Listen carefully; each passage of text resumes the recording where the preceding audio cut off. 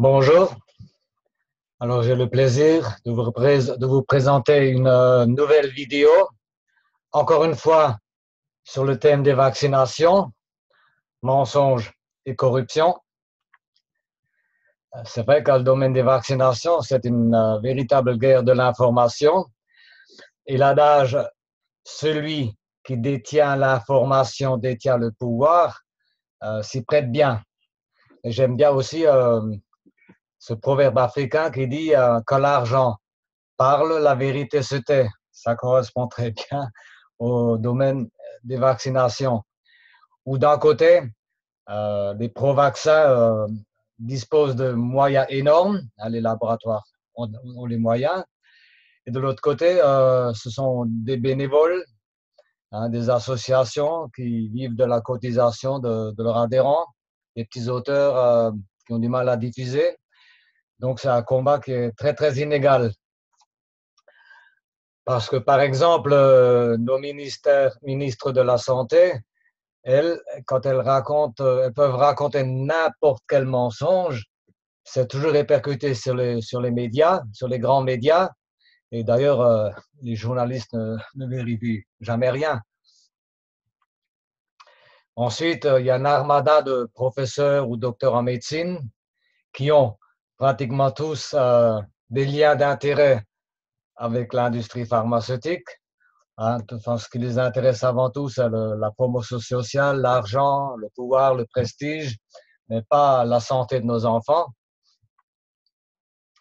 Alors, Internet a été un super outil où beaucoup de personnes ont pu prendre conscience des méfaits des vaccinations.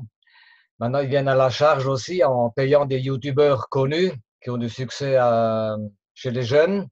Hein, parmi ces youtubeurs, j'en ai deux, comme le Defacator, hein, qui est masqué, on s'appelait aux jeunes, et l'autre, le fameux Mytho Buster, alors lui, il raconte alors des âneries inqualifiables. Bon, le but, hein, c'est de ramener les jeunes vers la pensée unique. C'est toujours la même musique qui revient, hein, c'est vaccination égale protection. Tout le monde rate de ça sans vérifier. Hein, il y a une véritable hypnose collective. Les vaccins, c'est pour notre bien. Les maladies contagieuses sont de retour. Ça, c'est tout à fait faux. Hein, et alors, les non-vaccinés contaminent les autres. Ça, c'est totalement anti-scientifique. Les anti-vaccins émanent de la théorie du complot. Alors moi, personnellement, je ne vois pas. C'est vrai que c'est encore un moyen qu'on a trouvé pour faire dire ça aux gens. Dès que quelqu'un ne pense plus comme tout le monde, eh ben, il est dans la théorie du complot. Hein, c'est un moyen pour discréditer ceux qui ne pensent pas comme tout le monde. Or, moi, la théorie du complot, enfin, pour faire mon livre Vaccination, la grande illusion, je me suis servi il y a d'innombrables publications scientifiques et médicales sur ce thème-là. Ces publications existent dans de nombreux livres qu'on peut trouver, comment dire, en librairie. Donc voilà, pour moi, il y a rien de caché, il suffit de s'y intéresser. Alors, moi, j'ai rencontré des femmes en Afrique qui ne savent ni lire, ni écrire, qui n'ont pas Internet. Donc, il n'y a pas la théorie du complot qui est derrière.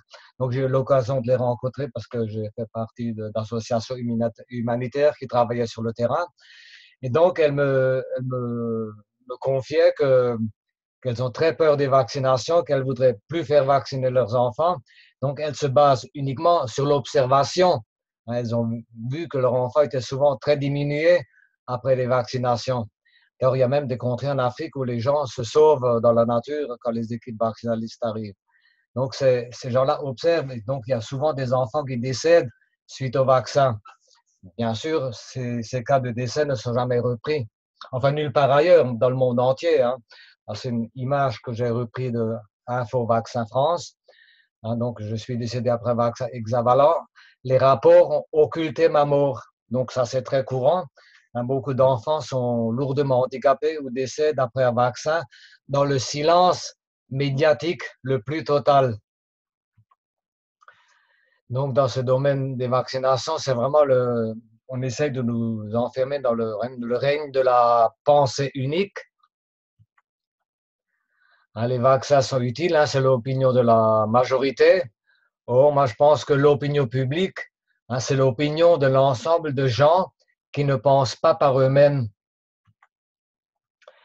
D'ailleurs, la racine de tous les maux, la cause de tous nos maux, c'est ce que disent tous les grands philosophes, tous les grands sages ont toujours écrit ça, hein, que l'ignorance est la racine de tous nos maux. Et surtout dans notre société hyper médiatisée, curieusement, l'ignorance est encore beaucoup plus grande. Même si on se trouve des fois face à des gens très intelligents qui ont beaucoup de savoir, mais sont très très ignorants sur l'essentiel. Et malheureusement, beaucoup de personnes aiment bien leur boulet de croyance qu'on leur a inculqué et qui n'essayent pas vraiment de penser par eux-mêmes, essayent de remettre en question tout ce qu'on leur dit. D'ailleurs, beaucoup de gens ne veulent même pas savoir, ce qu'on entend aussi souvent dire, hein, si c'était vrai, ça se saurait. Oui, ça c'est très courant. Alors, notre cher président veut lutter contre les fake news. Donc, la première chose qu'il faudrait qu'il fasse, hein, c'est de fermer les grands médias, eux qui, à longueur de journée, nous rapportent des fameuses fake news. Elles ne viennent pas justement des gens qui essayent de dénoncer les fake news. Hein. Tout est inversé. Hein. Nous sommes dans un monde qui marche un peu à l'envers. Alors, j'aimerais bien encore un peu parler de la variole, parce que les pro-vaccins, la première chose qu'ils racontent, c'est que la variole a été éradiquée grâce au vaccin. C'est une croyance qui a été bien établie. Or, on peut aisément démontrer que ça, c'est tout à fait faux. Là, je reprends deux cas, mais je pourrais en reprendre des dizaines. J'en reprends d'autres dans mon livre. Hein. Par exemple, en Écosse, pays le plus vacciné du monde, entre 1855 et 1875, plus de 9000 enfants vaccinés décédèrent de la variole. Puis un autre cas, en Allemagne, dans les années 1870-1871, 120 000 personnes sont tuées par la variole, alors que 95% d'entre elles étaient vaccinées. Hein, ce n'est qu'après un siècle plus tard que l'OMS a été obligée d'avouer que la vaccination de masse était incapable d'éradiquer la variole et que sans l'isolement des malades et la surveillance des contacts, les épidémies perdurent. D'ailleurs, Bernard Shaw, il a écrit « Si l'on pouvait mettre à jour tous les cas de décès par vaccination dans le monde entier, ces chiffres feraient frémir Hérode lui-même. » Alors, qu'est-ce qui lui a fait écrire ça? Bien qu'étant un littéraire, il a fait partie d'une commission de surveillance au niveau national, commission médicale, sur les épidémies de variole. Et là, il s'est rendu compte que les gens vaccinés qui décédaient de la variole, on attribuait souvent d'autres causes, on donnait d'autres noms aux maladies, à la variole.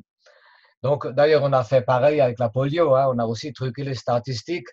Quand un enfant vacciné contractait une polio, on a donné un autre nom à la maladie. Donc, ils savent très bien tricher hein, pour cacher la vérité. Alors, à l'époque où les médias n'étaient pas aussi présents que maintenant, les obligations vaccinales étaient sujets à des révoltes et à des émeutes. Là, il y a une gravure de Montréal qui date de 1885 où il y a eu plus de 10 000 émeutiers qui ont brûlé la maison de la santé et ensuite ils se sont attaqués à l'hôtel de ville de Montréal qu'ils ont saccagé également pour protester contre l'obligation de vaccination contre la variole. Une autre photo également, ça c'est à Toronto, au Canada également.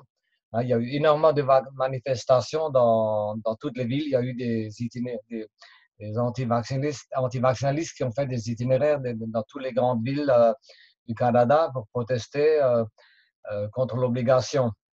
Alors, la plus grande révolte, hein, c'est la fameuse révolte de la vaccina qui a eu lieu à Rio de Janeiro en 1904, hein, où pendant 6 jours, Rio fut paralysé par des barricades et même des scènes de pillage.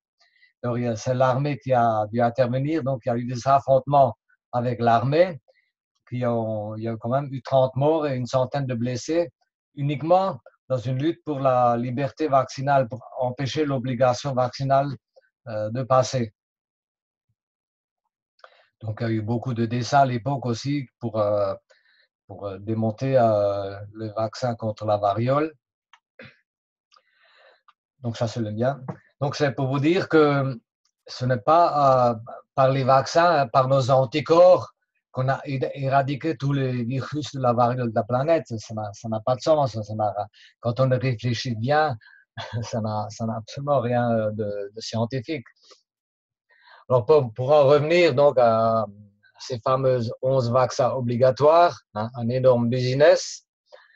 Hein, notre ministre de la Santé et de la Solidarité, Agnès Buzyn, sa résidence ne devrait pas être au ministère de la Santé et de la Solidarité, mais à la prison de la Santé, hein, pour tous ces mensonges criminels qu'elle rapporte. Alors donc moi je suis l'auteur d'un livre Vaccination la grande illusion.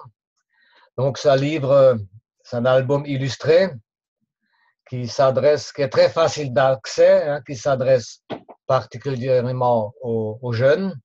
Hein, nous sommes la civilisation de l'image. Les jeunes ne lisent plus tellement. Donc il y a cet album illustré. Je l'ai entièrement vu, l'actualité vaccinale.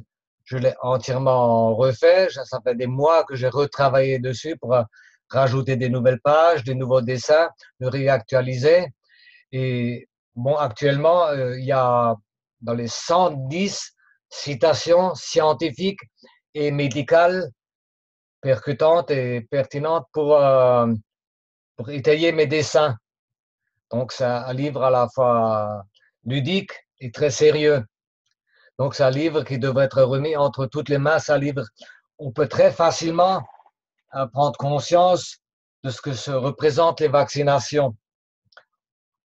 Donc, je vous donne quelques citations extraites de mon livre. Donc, il s'agit probablement de la découverte la plus importante qui ait jamais été réalisée au cours de toute l'histoire de la médecine, si l'on considère l'énorme épidémie silencieuse que nous avons créée avec ces vaccins passe-partout, qui constituent l'acte le plus odieux qui ait jamais été perpétré au cours de l'histoire et que nous avons fait pour le profit. Donc, cette citation vient du courageux docteur André Boulden. Bon, il y en a d'autres, hein, par rapport surtout à l'actualité vaccinale. Nous devrions tous être terrifiés par le caractère totalitaire de ceux qui se veulent les promoteurs de la vaccination obligatoire, du Dr. Russell Blaylock. L'hystérie vaccinale actuelle pourrait déclencher un cauchemar totalitaire.